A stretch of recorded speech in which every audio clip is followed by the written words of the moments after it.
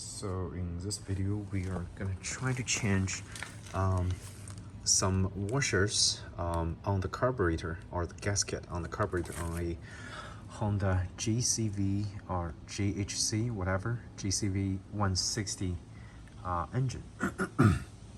It's a very reliable engine. However, the gasket between the carburetor and the engine leaked on this lawnmower, and I bought it used, so I guess it's a common issue. They sell those gaskets, replacement gaskets, you know, online for like fairly cheap, couple dollars. So I bought those gaskets, and the leaking part is somewhere there in between the carburetor. So I'm gonna try to take the air box out and try to disassemble the carburetor and hopefully get the leaking part replaced. Okay, so I popped off 2 bolts on the air box, and the whole carburetor just went off like that. And it does look like some of the area there is no gasket coverage, so maybe one of those gaskets would probably be going in between there to make sure it's not leaking gas. So here is the finding. I found one gasket disintegrated, and it's this one. It actually caused some sticky goo over here on the junction area. So I removed this one, and I'm probably gonna use one of the ones from the kit that I got to replace it right here. And the other gasket seems to be in good working condition. So those 2 gaskets goes in between this metal plate to, I guess, kind of seal the air intake box.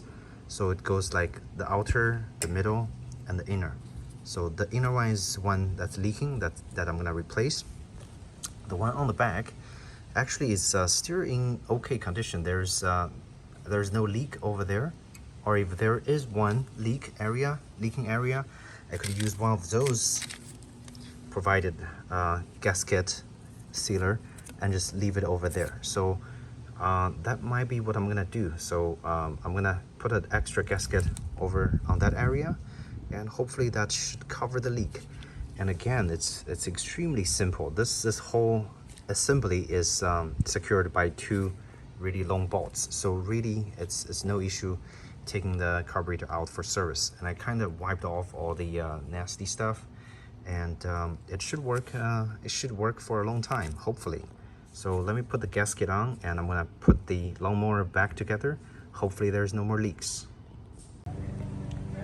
So it's really easy to service this the washers. All I did was putting the respective washers into the correct place, and then tighten 2 bolts, and everything just, you know, put back together perfectly fine. There's no leak of the gas, so the washer is definitely working.